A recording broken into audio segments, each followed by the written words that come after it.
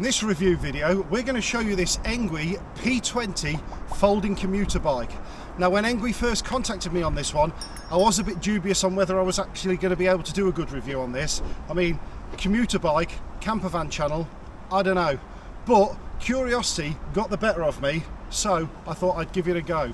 And I think you'll agree, by the end of the video, you're going to be pleasantly surprised. It's going to be a handy addition in the van because we'll be able to store it inside the van or in the boot when we don't actually want to take the bigger bikes with us. So let's have a look over the bike and see what we think. As always, the Engwe comes well packed in a large box, and once you've opened the box and discarded any packaging you don't need, you can proceed to build the bike. First thing I like to do is just check all the component parts are there and check that we've got all the tools needed that are provided to build the bike. You can see also we get a few accessories with this one. After that, I'm going to get the battery on charge and start the build itself. So the first thing that I've done there is put the handlebars on the bike and then fitted the seat. This allows me to turn the bike over and continue the build. I've fitted the front mudguard there and then fitted the pedals. After I've done that, I'm going to move on and remove this transport bolt from the front forks and also the spacer from the front brake caliper. After I've done that, I'm going to add the front wheel and pay close attention to that bolt there. We're going to add a magnet to that one, and that enables the bike to stay closed once you've folded it.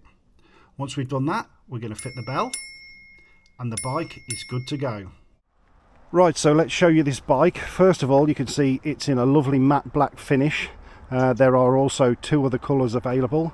There is a mint green and a white version.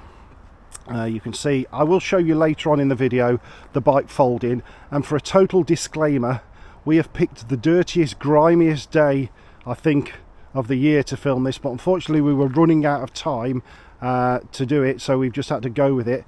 So it may intertwine with a bit more footage where it's a different day. I'm going to be totally honest with you on this one. So first of all, you can see, you tell me in the comments below, does that look like an ugly bike or does it look futuristic? What do you think? Does this bike look sleek? Does it look modern? Or does it look damn ugly? So this bike is fully UK compliant. It's got its CE mark. It's a 250 watt motor, as I said. It has got a little hand throttle. This is only set up for the UK for walk assist, but as with all of these bikes, if you want to go into the menu, you can activate that as a throttle, but I won't be doing that. It's got puncture resistant tyres on, and they are quite a known brand. They are Kenda tyres. This is why this bike really interested me. It's only got one gear. It's a single gear carbon belt driven bike, so there's no chain, there's no gears to worry about. It's basically got a torque sensor instead of your normal cadence sensor on these, and basically the more effort you put in, the more power goes to the back. It tops out at 15.5 miles an hour on the motor. And to be fair, because it's only got one gear, you're not going to get much more than that out of it. 18-19 mile an hour a push, but your feet are going around like billy-o, to be quite fair. You see it's got a rack on the back, that's good for 15 kilograms. And the battery at the back there, I will show you how to take off in a bit. It's got a fully adjustable seat and handlebars. And the information does say it's good from 5'2" to 6'2". Now, I'm 6'4", and although, yeah, I look a bit silly on it, I'm not going to lie, it's perfectly acceptable for me to ride. There's enough length on the leg, and there's enough height on the seat and the handlebars for me to ride it. Perfectly acceptable. You'll have seen in some of the video, there is a light on the front there, integrated into the frame, so it doesn't move when you're turning, but it's bright enough that that doesn't matter. It doesn't affect the beam pattern at all.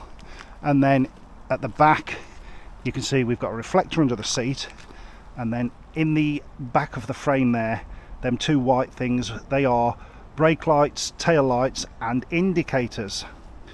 It's got hydraulic disc brakes, front and rear, so they're not cable operated, these are hydraulic, and they certainly do stop you well. And it's got folding pedals as well. So that's a quick overview of the bike. You can see the display there. It's a very small display, tells you all you need to know, and as I've said, you can go into the parameters and change all that should you wish. But all I've done on this one is changed it to miles an hour from kilometers an hour, and I haven't done anything else with it. There's no suspension on the bike at all. It's completely solid frame, solid suspension, and it's got quite a hard seat. But this isn't your general touring bike. This is just purely a commuting bike. You're going to get on and off the train, for example, and ride the last 2 miles to work, I guess, with this type of thing.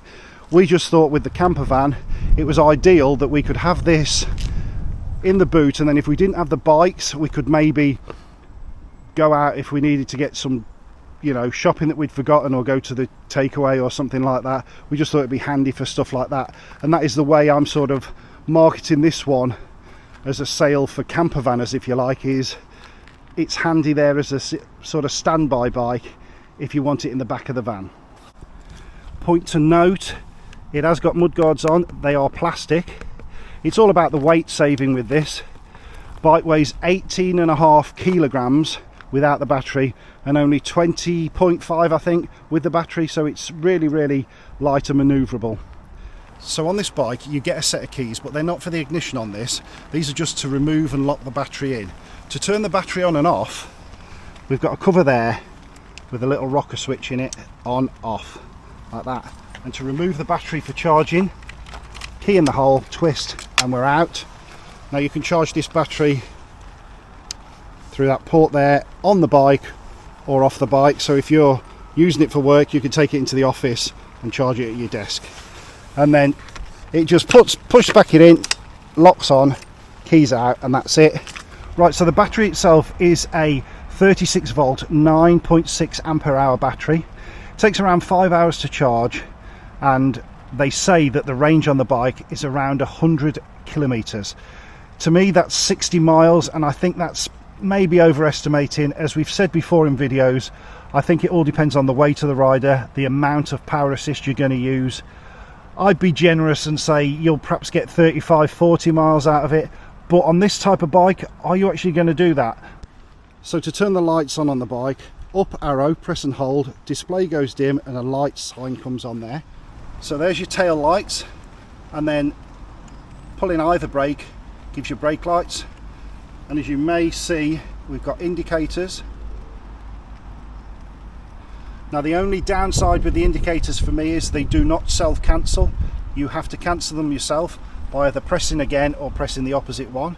So that one, cancel, that one, cancel, that one. You cannot have them as hazard warning lights, it is just indicators.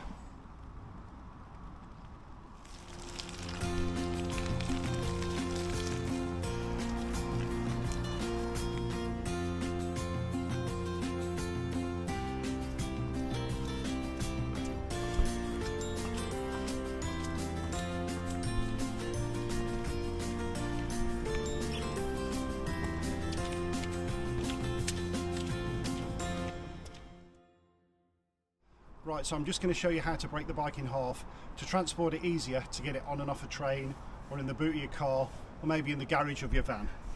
So there's a bracket at the side there. Slide that forward, that breaks that, and that breaks that. There's probably a better way to do this than this, but I'm trying to do it quickly. They then fold down like that. This goes together, but what happens is, you can see, if you wondered in the intro what that magnet was for there, it locks itself to that there and lets the bike clip itself together, so that now you've got something that doesn't fall apart when you pick it up. So it is easy to carry like that. Literally a 10-second job to break it down and put it back together like that.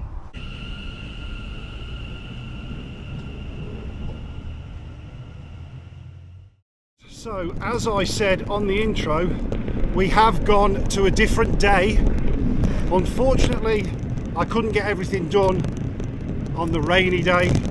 I only had Heather for a short while to film the parts where I rode past her, so we're now filming the actual ride of the bike on a different day. Hence it's not raining and the roads are dry. However, it is a little bit windy, so I do hope that this audio is okay. So the whole idea of the video really was to show the bike as a commuter bike and do a bit more road riding than I normally do. And and also make the video look like I was going to a railway station, arriving at work, etc, etc. So you'll have to give me a bit of artistic license with this one to see if it actually works, and ignore the fact that the road surface is now dry.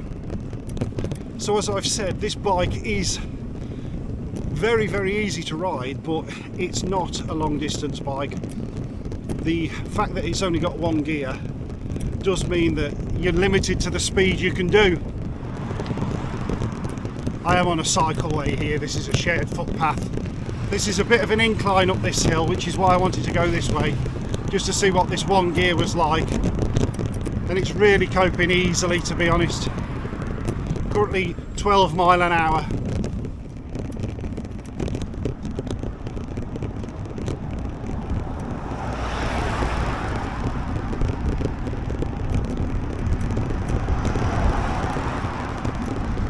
Now what I do want to do, although this bike is obviously made primarily for the roads, there is the occasion that I may use it on, you know, an old railway track or cycle route or something like that. So I will take it off-road a little bit and see how it copes. It has only got small wheels. They're 20 by 195 tyres, but I don't see any problems. We should be okay. We shall see in a moment. No issues. It rides really comfortably on the road, even though we don't have suspension. Got no issue. I'm sure if you did a long distance ride, you could benefit from a more comfortable seat, but other than that, no problems.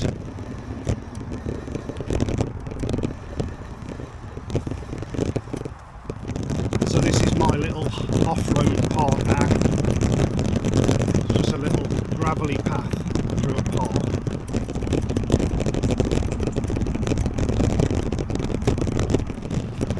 All seems okay. You can also ride on the grass.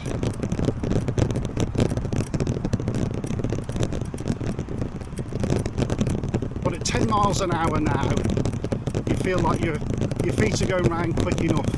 I think the speed limit of 15 is probably just about right.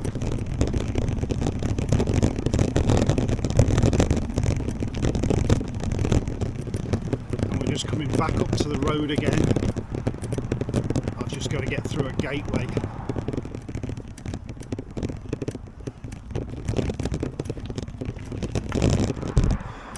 Right, so on this part of the road, I'm going to try and go as fast as I can. It's level and flat, and we'll see how much we can get before we run out of legs.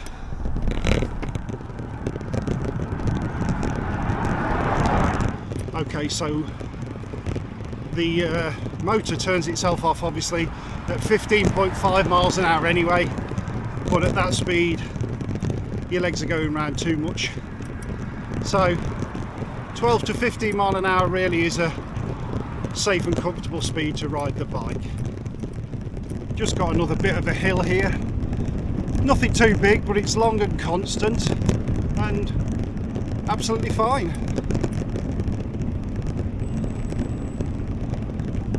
As I've mentioned, you can't really go much faster anyway, so it's a plodder. So to sum up, it's a really great bike to ride for the job that you need it for. Commuting and a little bit of off-road stuff, absolutely fine. Speed trials and long distance, I don't think so, but then again, I think you already know that with a commuter bike. But yeah, thumbs up, easy to ride, and certainly comfortable enough for what I've done. I'm not sure a long journey would be as comfortable. Right, let's get back to me on a wetter day for the rest of the review.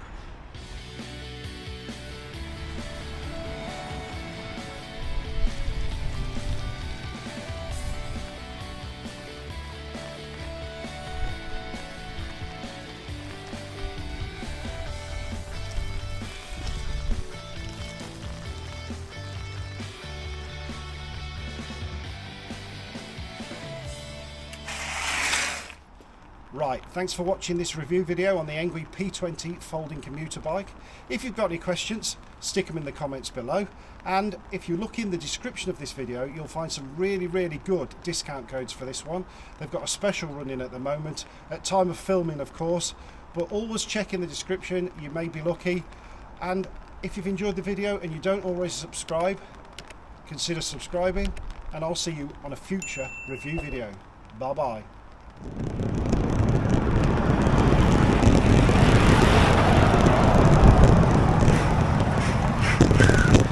Close enough, mate.